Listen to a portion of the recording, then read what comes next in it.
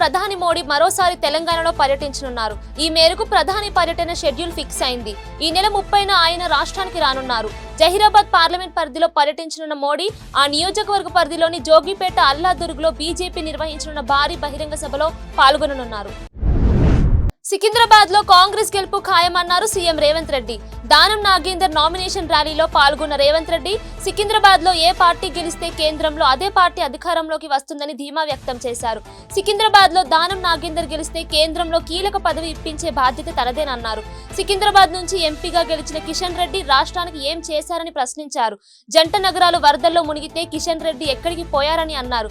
కేంద్రం నుంచి కిషన్ రెడ్డి పైసా వరద సాయం తేలేదన్నారు. తెలంగాణలో ఇంటర్మీడియట్ ఫలితాలు విడుదలయ్యాయి. ఇంటర్ బోర్డు కార్యాలయంలో విద్యాశాఖ ప్రిన్సిపల్ సెక్రటరీ బుర్రా వెంకటేశం ప్రథమ, ద్వితీయ సంవత్సరాల ఫలితాలు ఒకేసారి విద్యాశాఖ కార్యదర్శి విడుదల చేశారు. మొత్తం 9,80,970 మంది విద్యార్థుల పరీక్షలు రాయగా ఇందులో 4,78,522 మంది మొదటి సంవత్సరం విద్యార్థులు ఉన్నారు. కాగా ఈ రోజు విడుదలైన ఫలితాల్లో ఇంటర్ ఫస్ట్ ఇయర్ 60.01% ఉత్తీర్ణత సాధించారు. సెకండ్ ఇయర్ లో 64.19% ఉత్తీర్ణత సాధించినట్లు తెలిపారు. మాజీ సీఎం కేసీఆర్ కు సవాల్ విసిరారు మంత్రి కోమటిరెడ్డి వెంకటరెడ్డి. బీఆర్ఎస్ కనుక 8 ఎంపీ సీట్లను గెలుచుకుంటే తన మంత్రి పదవికి రాజీనామా చేస్తానని ఛాలెంజ్ చేశారు. ఈ లోక్సభ ఎన్నికల్లో రాష్ట్ర ప్రజలు మరోసారి కాంగ్రెస్ కే పట్టం కట్టబోతున్నారని స్పష్టం చేశారు. తెలంగాణలోని 17 ఎంపీ సీట్లలో కాంగ్రెస్ పార్టీ 12 సీట్లను గెలుచుకుంటుందని ధీమా వ్యక్తం చేశారు. కేసీఆర్ వ్యాఖ్యలకు మంత్రి ఉత్తమ్ కుమార్ కౌంటర్ ఇచ్చారు. కేసీఆర్ డిప్రెషన్ లో ఉన్నారని, ఫ్రస్ట్రేషన్ లో అబద్ధాలు మాట్లాడుతున్నారంటూ విమర్శించారు. పార్లమెంట్ ఎన్నికల్లో బీఆర్ఎస్ కు ఒక్క సీటు కూడా రాదన్నారు ఉత్తమ్.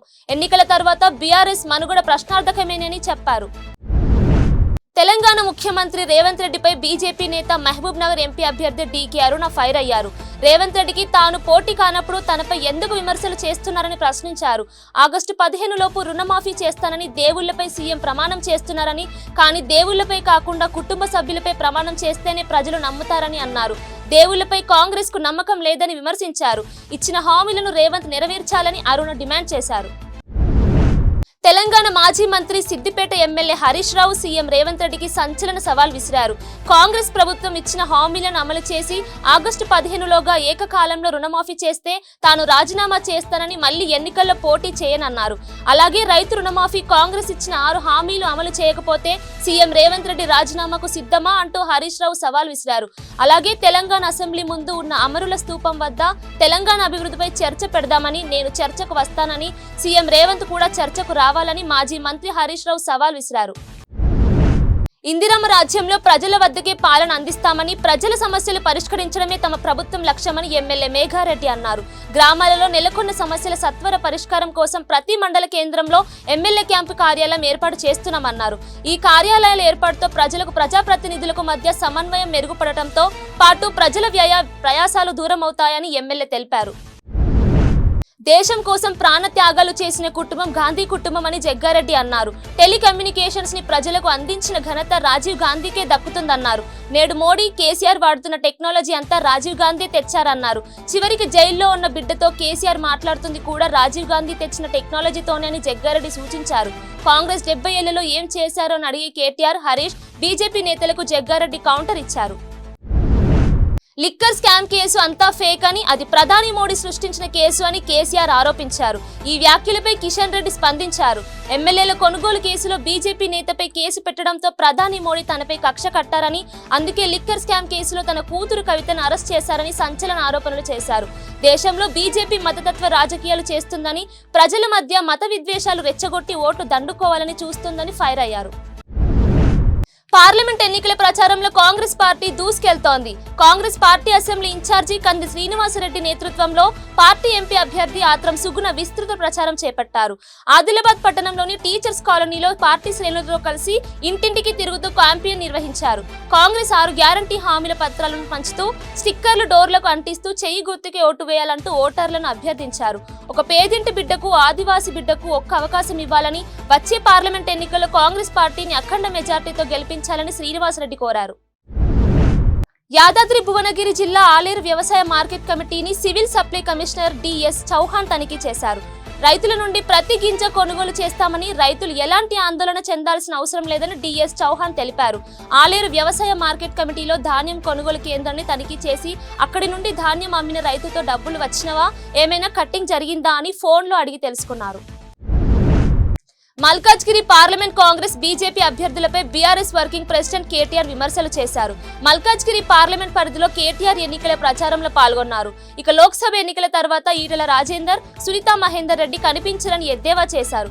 బీఆర్ఎస్ బీజేపీ కలిసి ఉంటే కవితను జైల్లో ఎందుకు వేస్తారని కాంగ్రెస్ నేతలను ప్రశ్నించారు. ఉత్తరప్రదేశ్లో బీజేపీపై పోరాడలేక రాహుల్ గాంధీ ఆమేధి నుండి కేరళలోని వయనాడుకు పారిపోయారని ఎద్దేవా చేశారు.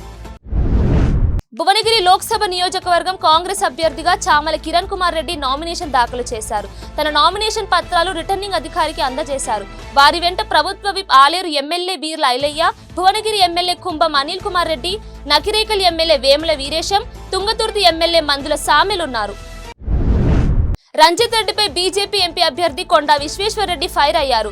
రంజిత్ రెడ్డి పరువు తీసింది కాంగ్రెస్ నాయకులేనని, స్వయాన రాష్ట్ర deputy CM Bhatti Vikramarka assembly సాక్షిగా కోళ్లదాన దొంగ అని, కోడిగుడ్ల దొంగ అని ఆరోపణలు చేశారని ఆయన గుర్తు చేశారు. రంజిత్ రెడ్డికి చేతనైతే భట్టిపై పరువు నష్టం దావా వేయాలన్నారు. కాంగ్రెస్ నాయకులే రంజిత్ రెడ్డి తాట తీస్తారని ఆయన ఎద్దేవా చేశారు. నిరాధారమైన ఆరోపణలు బీజేపీ నాయకులు ఎప్పుడు చేయలేదన్నారు. అవసరమైతే తాము బహిరంగ చర్చకు సిద్ధమని కొండా విశ్వేశ్వరరెడ్డి సవాల్ విసిరారు. రైతులను మోసం చేసిన వారికి బుద్ధి చెప్పాలని కాంగ్రెస్ ఎంపీ అభ్యర్థి టి జీవన్ రెడ్డి అన్నారు. మోడీ రాష్ట్రంలో గతంలో పాలించిన కేసీఆర్ ప్రభుత్వం రైతులను మోసం చేసినారని, ఎన్నికల సమయంలో అరవింద్కు రైతులు గుర్తుకు వచ్చారా అని ప్రశ్నించారు. కేంద్ర గత రాష్ట్ర ప్రభుత్వాల మధ్య సమన్వయం లోపించి తెలంగాణ రాష్ట్రంలో పంటల బీమాను అమలు చేయలేరని, కాంగ్రెస్ ప్రభుత్వం రాబోయే ఖరీఫ్ నుండి పంటల బీమా పథకం అమలు చేసేందుకు రైతులపై భారం పడకుండా రాష్ట్ర ప్రభుత్వమే భరిస్తుందని, 2008-2009లో యూపీఏ ప్రభుత్వం ₹1,00,000 ఒకేసారి రుణమాఫీ చేసిందని అన్నారు. చీటికి మాటికి తనపై అవినీతి ఆరోపణలు చేస్తున్న బీజేపీ అభ్యర్థి కొండా విశ్వేశ్వరరెడ్డి దమ్ముంటే వాటిని రుజువు చేయాలని చేవెళ్ల కాంగ్రెస్ అభ్యర్థి గడ్డం రంజిత్ రెడ్డి సవాల్ విసిరారు. కేవలం ఎన్నికల్లో రాజకీయ లబ్ధి కోసమే విశ్వేశ్వరరెడ్డి తనపై అవినీతి బురద చల్లుతున్నారని విమర్శించారు. రంగారెడ్డి జిల్లాలోని శంషాబాద్ తొండుపల్లి ఎంఎస్ గార్డెన్లో నిర్వహించిన కాంగ్రెస్ పార్టీ భారీ బహిరంగ సభలో రంజిత్ రెడ్డి పాల్గొన్నారు. 5 ఏళ్లు ఎంపీగా తాను చేసిన అభివృద్ధి పనులే తనను గెలిపిస్తాయని చెప్పుకున్నారు. చేవెళ్ల కాంగ్రెస్ ఎంపీ అభ్యర్థి రంజిత్ రెడ్డి ఎన్నికల ప్రచారానికి జనం నీరజనాలు పడుతున్నారు. రాజేంద్రనగర్ అసెంబ్లీ నియోజకవర్గం మణికొండ మున్సిపాలిటీలో రంజిత్ రెడ్డి తరపున వారి సతీమణి సీతారెడ్డి ప్రచారం చేశారు. గడప గడపకు వెళ్లి రంజిత్ రెడ్డికి ఓటు వేయాలని అభ్యర్థించారు. ఇదే సందర్భంగా కాంగ్రెస్ 6 గ్యారంటీలను ప్రజలకు వివరించారు. కాంగ్రెస్ పార్టీ గెలిస్తే పేదలకు 6 గ్యారంటీలు వస్తాయని, హస్తం గుర్తుకే ఓటు వేయాలని గుర్తు చేశారు. ఉస్మానియా యూనివర్సిటీలో తక్ష్ పేరుతో ఫౌండేషన్ డేను 3 రోజులు నిర్వహిస్తున్నట్టు వీసీ ప్రొఫెసర్ రవీందర్ తెలిపారు. మొదటి రోజు ఓయూ ఇంజనీరింగ్ కళాశాల నుంచి ఆర్ట్స్ కళాశాల పైలాన్ వరకు ఓయూ ప్రొఫెసర్లు, సిబ్బంది, వివిధ కళాశాల విద్యార్థులతో 2K వాక్ ను నిర్వహించారు. ఉస్మానియా యూనివర్సిటీలో ఒక డైనమిక్ యాక్టివిటీ కోసం 2022లో తక్ష్ ఏర్పాట్లు చేయడం జరిగింది. తక్ష్ అంటే కొత్త ఆవిష్కరణలకు వేదిక. ఉస్మానియా యూనివర్సిటీ కల్చర్లు, చరిత్రను ముందు తరాలకు తెలియచెప్పాలనే తక్ష్ ఉద్దేశమని రవీందర్ తెలిపారు. హైదరాబాద్ లో త్రుటిలో పెను ప్రమాదం తప్పింది. జూబ్లీహిల్స్ రోడ్ నంబర్ 36లో రోడ్డు ప్రమాదం జరిగింది. వేగంగా వచ్చిన బెంచ్ కారు అదుపు తప్పి ట్రాన్స్ఫార్మర్ ను ఢీ కొట్టింది. ప్రమాదంలో కారు నుజ్జు అయింది. ఎయిర్ బ్యాగ్లు ఓపెన్ కావడంతో కారులో ప్రయాణించే వారికి ఎటువంటి ప్రమాదం జరగలేదు. యాక్సిడెంట్ ను గమనించిన స్థానికులు పోలీసులకు సమాచారం ఇచ్చారు. విషయం తెలుసుకున్న పోలీసులు ఘటనా స్థలానికి చేరుకొని విచారణ చేపట్టారు. రాష్ట్రంలో పిచ్చి కుక్కల దాడులు రోజు రోజుకు పెరుగుతున్నాయి. తాజాగా పిచ్చి కుక్కల దాడిలో ఓ బాలుడికి తీవ్ర గాయాలైన ఘటన కొమరంభీం ఆసిఫాబాద్ లో వెలుగు చూసింది. బెజ్జూరు మండలం కృష్ణపల్లి గ్రామ పంచాయతీ ఉంద్రిగాం గ్రామంలో ఇంటి ఆవరణలో పిల్లలతో ఆడుకుంటున్న కావుడి సాయి తేజ అనే బాలుడిపై పిచ్చి కుక్కలు దాడి చేశాయి. పరిస్థితి విషమంగా ఉండడంతో తల్లిదండ్రులు మెరుగైన చికిత్స కోసం కాగజ్ నగర్ ప్రైవేట్ ఆసుపత్రికి తరలించి వైద్యం అందిస్తున్నారు. సరదా కోసం ఈతకు వెళ్లి తండ్రి కొడుకు మృతితో కుటుంబంలో విషాద ఛాయలు అలుముకున్నాయి. కరీంనగర్ జిల్లా తిమ్మాపూర్ మండలంలోని గుండ్లపల్లిలోని SRK school correspondent Chada Ranga Reddy తన 2 కొడుకులను తీసుకుని ఈతకెళ్లాడు. ప్రమాదవశాత్తు నీటిలో చిన్న కుమారుడు మునుగుతుంటే కాపాడే ప్రయత్నం చేయగా తండ్రి రంగారెడ్డి కూడా నీటిలో మునిగి మృతి చెందాడు.